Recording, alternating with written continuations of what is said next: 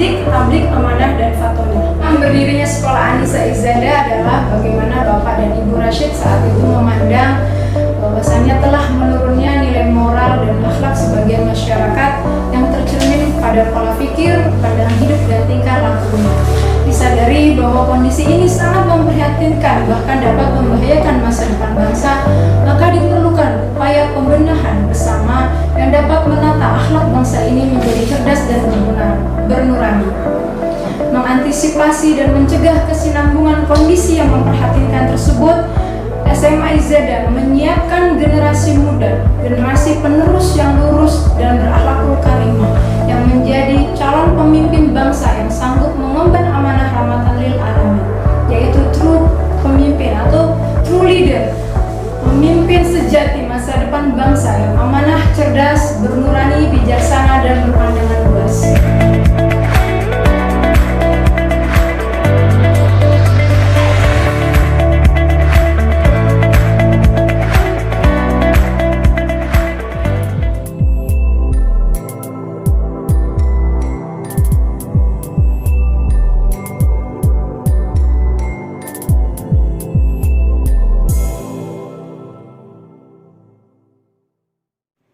Assalamualaikum warahmatullahi wabarakatuh. Perkenalkan, nama saya Widianti. Nomor PPG saya adalah 201699803742. Hari ini saya akan mengikuti ujian kinerja dengan membuat praktek video pembelajaran. LPTK penyelenggara PPG saya adalah Universitas Syah Kuala, Banda Aceh.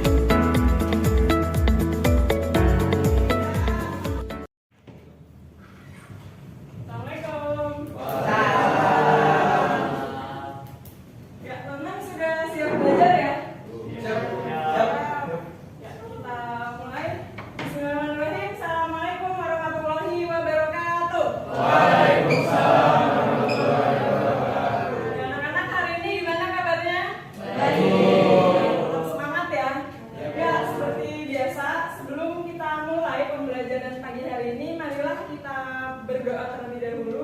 Saya minta satu orang yang memimpin doa. Tadi yang datang pertama siapa? Anto ya? Ya, Anto silakan Anto, pimpin doa Anto. Ada baiknya sebelum kita memulai kegiatan pembelajaran pada pagi hari ini, mari kita membaca Al-Fatihah. A'udzubillahi minasyaitonir rajim. Bismillahirrahmanirrahim. Alhamdulillahi rabbil alamin. Ar-Rahmanir-Rahim. Maliki yaumiddin. Iyyaka na'budu wa iyyaka nasta'in. Ihdinas siratal mustaqim. Siratal ladzina an'amta 'alaihim ghairil maghdubi 'alaihim waladdallin. Amin. Ya, terima kasih Anto sudah memimpin kegiatan berdoa kita pada pagi hari ini. Sebelumnya ada yang absen hari ini? Ketua kelas? Juga? Masuk semua? Ya, alhamdulillah. Ya, teman silakan disiapkan alat tulis, buku pelajaran. Yang mau laptop juga boleh disiapkan perangkatnya ya. Ya, teman. Sebelum kita mulai pembelajaran ya, kita penyegaran dulu untuk masih pagi ya. Ya, silakan semuanya berdiri.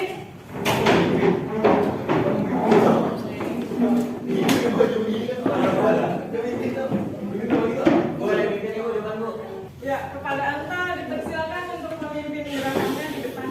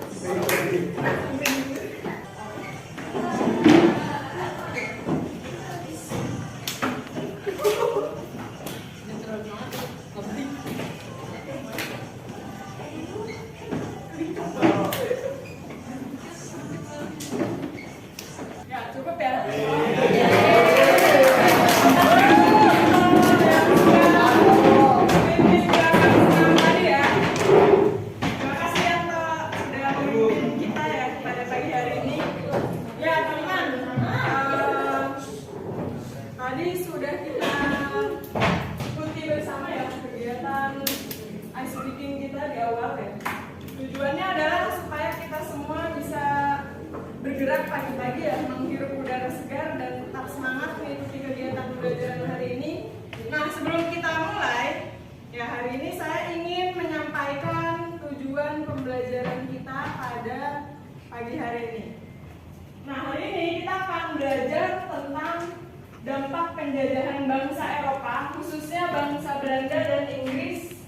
Ya, apa yang kita rasakan nanti baik itu dalam bidang sosial, ekonomi, kemudian pendidikan di Indonesia. Nah, nanti kenapa kita harus mempelajari materi ini? Tujuannya, goalsnya, end in mind-nya adalah supaya kita lebih memahami bahwa dampak penjajahan Belanda atau bangsa Eropa yang datang ke Indonesia itu nanti memberikan dampak di berbagai aspek, baik itu positif maupun negatif. Nah, itu yang akan kita bahas dan kita cari informasinya hari ini. Tuh, jadi nanti teman-teman nanti silakan ya menyiapkan buku, boleh digunakan handphonenya ya untuk mencari berbagai literasi tentang dampak penjajahan bangsa Eropa di Indonesia. Nah, selanjutnya secara umum itu materi masih ya ada kaitannya dengan kedatangan bangsa Eropa di Indonesia. Nah, teman-teman ada yang masih ingat pekan sebelumnya kita membahas tentang apa?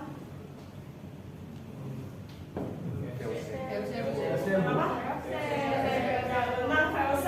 Ada yang punya informasi lain tentang VOC? Karena VOC-nya apa? Oh iya, ada hak oktroy. Good job, Noy.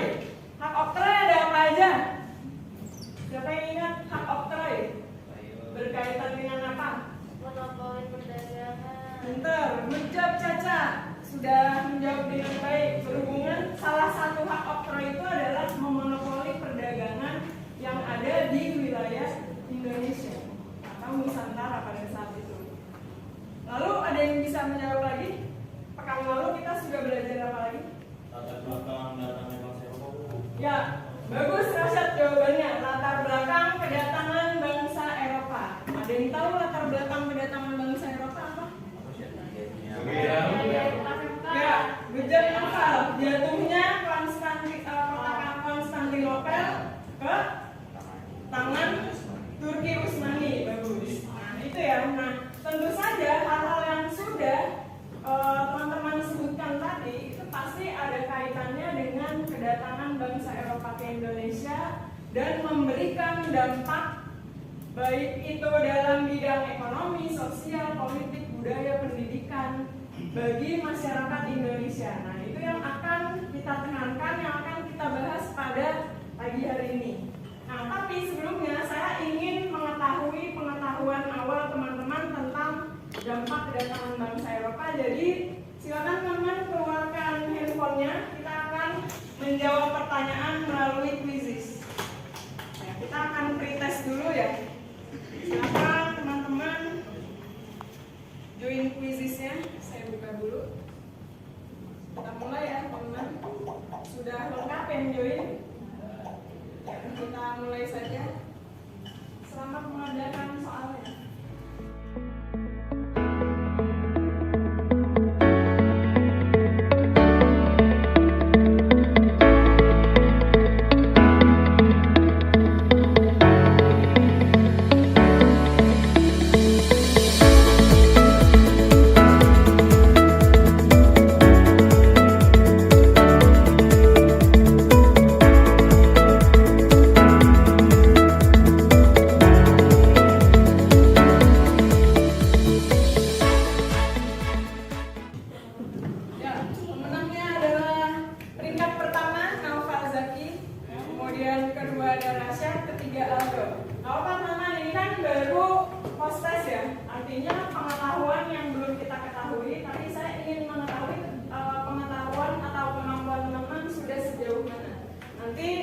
Saya ujikan lagi setelah kita mempelajari bab ini. Gak apa-apa, jangan berkecil hati. Nah, secara umum untuk kegiatan pembelajaran pada pagi hari ini, nanti yang pertama teman-teman akan dibagi menjadi 5 kelompok. Ya. Berarti kurang lebih ada 4 sampai 5 orang satu kelompoknya. Nah, nanti teman-teman akan mengerjakan sebuah proyek ya. Proyeknya adalah membuat desain infografis atau desain poster tentang dampak penjajahan bangsa Belanda dan Inggris di Indonesia. Nanti teman-teman kaji dari aspek ekonomi, sosial, dan pendidikan yang bisa kita rasakan sampai saat ini. Gitu ya. Jadi setelah ini teman-teman akan dibagi menjadi kelompok yang lebih kecil lagi. Nanti langsung saja menduduki tempat sesuai dengan kesepakatan kelompoknya. Jadi saya mohon izin untuk berhitung dari Zaki nomor 1. 2, 3, 5.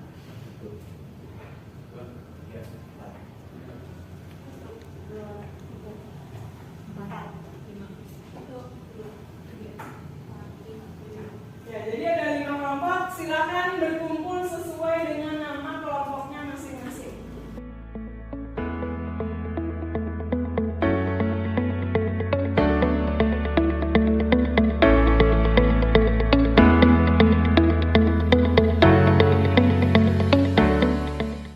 Ya, sudah dapat semua ya LKPD-nya ya.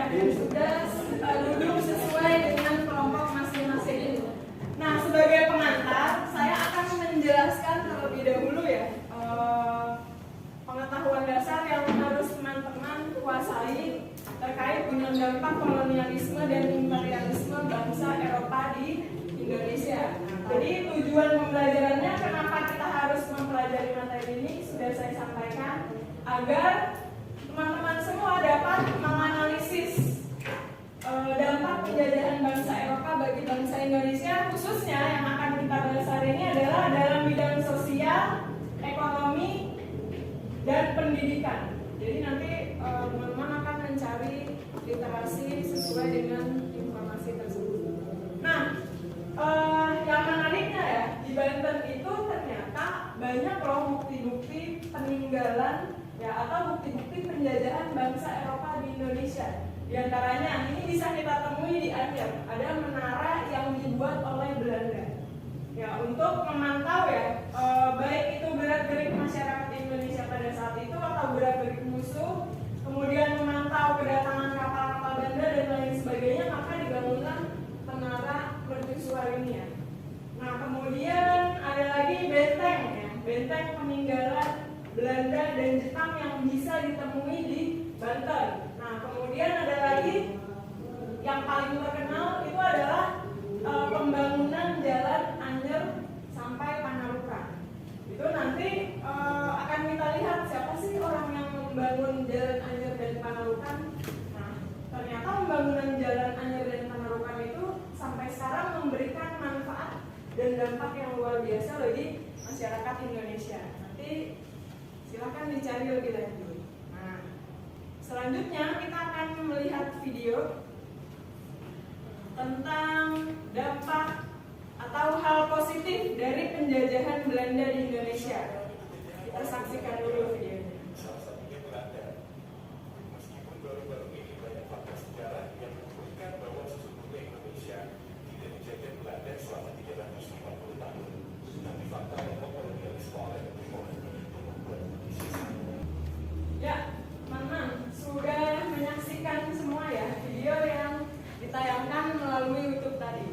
Nah, dari video ini poin apa yang bisa teman-teman ambil dari video ini?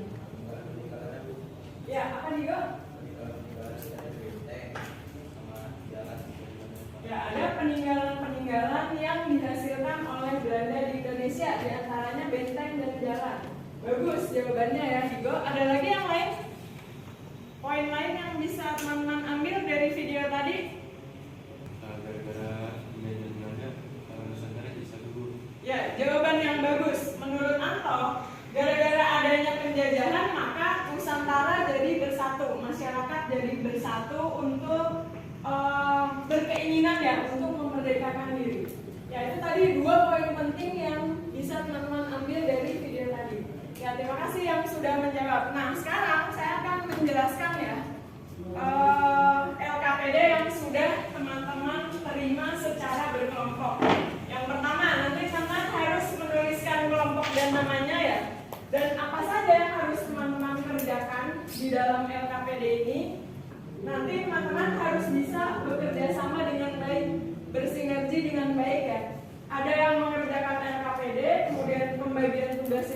apa, ada yang mendesain poster atau infografis di Canva masing-masing.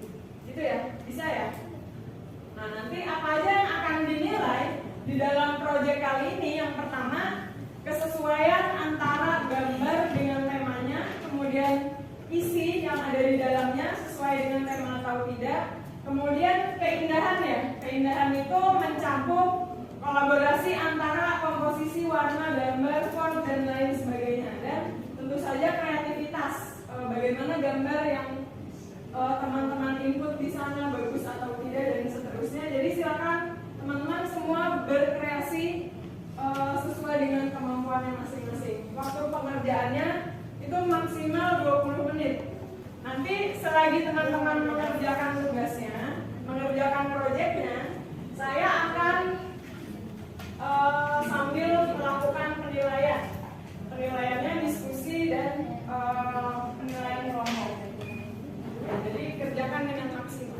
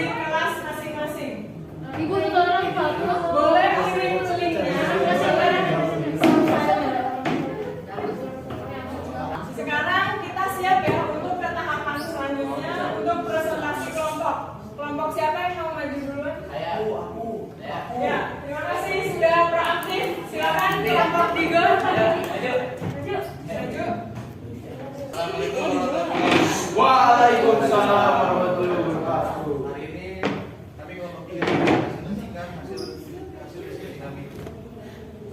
Itu teman-teman berbagai kayak infografis, poster, dampak kepentingan Belanda. Alat dan bahan yang dibutuhkan untuk memuatkan dalam manfaat, HP, pulpen, buku, dan sebagainya. Tujuan penguatan produk adalah agar kita mengetahui sejarah dan dampak kejayaan bangsa dari dan latih kerjasama. Rencana desain produk adalah seperti ini. Desain kejayaan bangsa Indonesia, bidang budaya, sosial, pendidikan, dan ekonomi.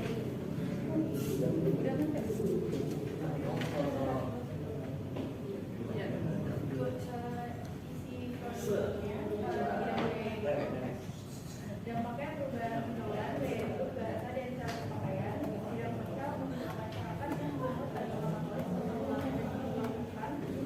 yang tidak muncul saja ini yang ekonomi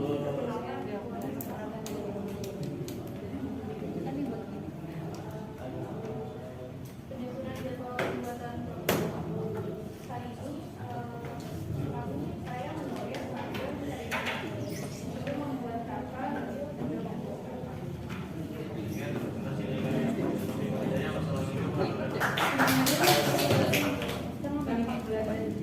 Ya, sebentar.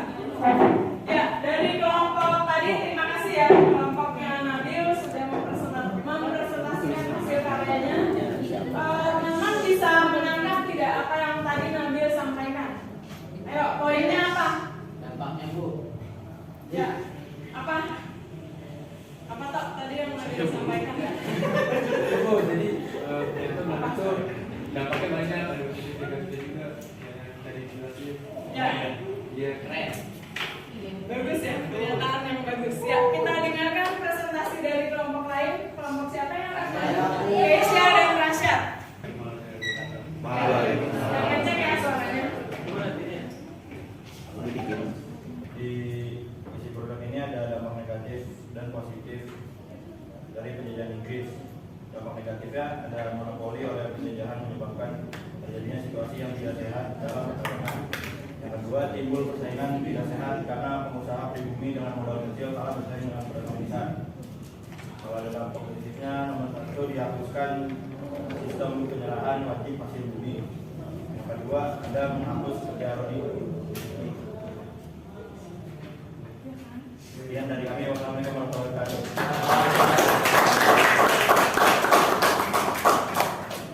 Ya, selanjutnya siapa yang mau maju?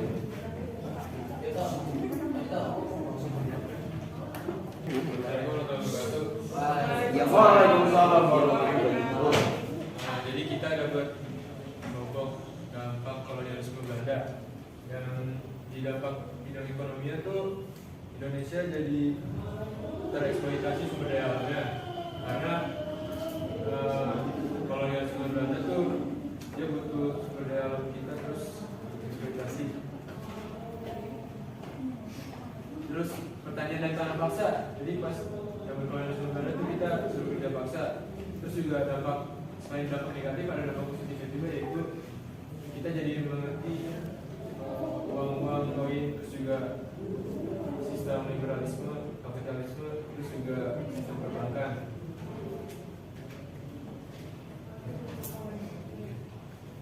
Kalau dari bidang pendidikan itu ada dampak ekonomi. Pendidikan itu ada pendidikan kolonial dan gerakan pendidikan nasional. Dan yang sosialnya itu sistem swasta, pendidikan terbatas dan sistem keselamatan. Sekian dari kami. Assalamualaikum warahmatullahi wabarakatuh. Ya, beri tepuk tangan dulu untuk kelompoknya. Terima kasih sudah mempresentasikannya dengan baik. Ya, kita beralih ke kelompok selanjutnya. Assalamualaikum warahmatullahi wabarakatuh. Waalaikumsalam warahmatullahi wabarakatuh. Suaranya kenceng ya. Jadi karena selain kita dari masalah sudah kita bikin tapi kosong, maka dari itu kita akan membahaskannya langsung ke mulut. Sebetulnya dampak penjajahan Inggris di Indonesia. Tujuan pembuatannya itu untuk mengetahui apa saja penjajahan terhadap Indonesia dari segi positif dan negatif. Ya. Bidang-bidangnya ada tiga, dari bidang sosial, bidang ekonomi, dan bidang pendidikan. Bidang pendidikan, positifnya dibuatnya History of Java, buku. Terus di mukanya Rafflesia atau di Nah ini ya. Lalu dari bidang ekonomi, dari dampak positifnya dihapuskannya sistem tanah paksa dan penyerahan wajib yang pada saat itu Belanda sangat gencar melakukan itu. Namun sistem itu digantikan dengan sewa tanah. Meskipun sistem sewa tanah itu terdengar bagus, namun sistem sewa tanah itu pada nyatanya agak memberatkan rakyat karena agak mahal. Lalu yang terakhir ada bidang sosial. Di bidang sosial positifnya itu penghapusan kerja rodi, yang dimana kerja rodi itu dari Belanda. Ya, nah cuman negatifnya ada sistem perpindahan. Kurang lebih begitu dari kami. Sekian. Assalamualaikum warahmatullahi wabarakatuh. Bentar, ada yang mau tanya nggak? Iya. Ada yang mau tanya nggak? Sudah? Ya cukup ya. Berarti kalau tidak ada yang ingin bertanya, saya nggak paham ya. Terima kasih. Beri aplaus sekali lagi untuk kelompok Alban dan yang sudah mempresentasikan yang terbaik. Kita beri aplaus dulu untuk kita sendiri. Ya, sebelum ditutup ya, saya beri penguatan sedikit tentang apa yang sudah teman-teman jelaskan tadi.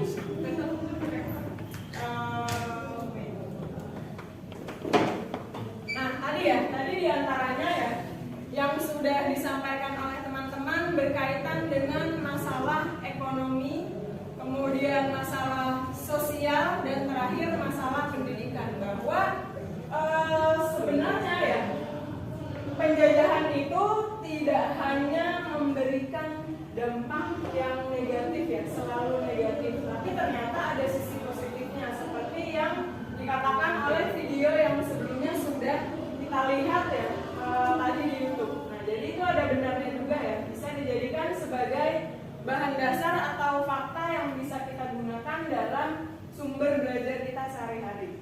Nah, itu ya, sebelum ditutup nanti setelah ini kita akan ada post test join lagi di Quizizz ya. Jadi saya akan menilai sejauh mana apa yang sudah teman-teman tangkap tadi ya dari yang sudah kita pelajari hari ini.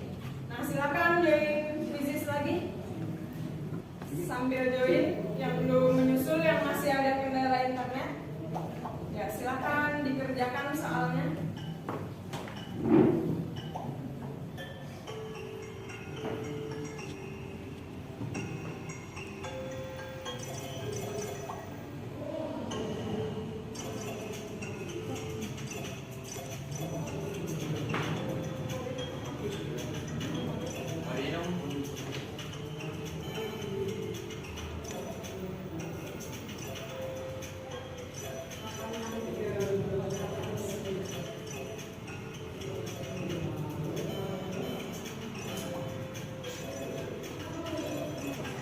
Sudah semua ya, kita sudahi dulu Quizizz-nya. Kita lihat hasil Quizizz-nya ya, siapa kali ini ya yang berhasil menempati peringkat pertama, kedua, dan ketiga. Wah, ada orang baru nih. Nabil di posisi pertama, kemudian kedua Keisha, kemudian ketiga Zaki. Beri applause untuk kita semua. Nah, selanjutnya sebelum ditutup, ya kira-kira apa sih refleksi atau introspeksi diri kita dalam mengikuti kegiatan pembelajaran hari ini? Bagian mana yang menjadi hal positif dan bagian mana yang perlu menjadi peningkatan bagi kita semua? Ya, silakan tunjuk tangan yang punya pendapat. Ya, Zaki, silakan Ki. Kalau belajar seperti ini kita bisa tahu bahwa dengan melihat masalah itu nggak bisa dengan satu sisi aja, kayak penjajahan tuh nggak bisa dilihat negatif aja, ada sisi positifnya juga. Ya, jawaban yang bagus, pendapat yang bagus dari Zaki ya. Menurut Zaki, penjajahan itu tidak selalu berdampak negatif, tapi bisa jadi memberikan hal yang positif bagi sebuah kemajuan di masyarakat. Ada yang punya pendapat lain? Ya, menurut Nabil seru dan sangat bermanfaat. Terima kasih, pendapat yang bagus. Terakhir, hikmah apa yang bisa kamu ambil dari materi kali ini tentang dampak penjajahan bangsa Belanda dan Inggris di Indonesia? Ya, apa? Ya, Antar, silakan. Setiap keburukan pasti kebaikan, setiap kebaikan juga pasti keburukan. Ya, di setiap kebaikan. Ya, filosofi dari mana? Ya, setiap kebaikan ada keburukan dan kebalikannya juga. Setiap keburukan pasti ada kebaikan yang mengiringi ya. Jadi seperti yang tadi Zaki sampaikan ya, bahwa dalam memandang suatu hal, suatu masalah itu kita tidak boleh memandang dari satu aspek aja, tapi kita harus melihat aspek lainnya. Ya, itu aja untuk pertemuan minggu depan ya. Kita akan melakukan penilaian harian, jadi mohon teman-teman siapkan diri dengan baik ya. Nanti soalnya kita akan lakukan berbasis komputer ya, melalui LMS Moodle. Jadi mohon belajar, nanti kisi-kisinya akan saya sampaikan setelah ini. Ya, sebelum ditutup saya ada pantun nih. Ya. Beli sayur, pergi ke pasar. Jangan lupa mampir ke tukang tembikar. Kalau kalian ingin pintar, tentunya jangan lupa belajar. Ya.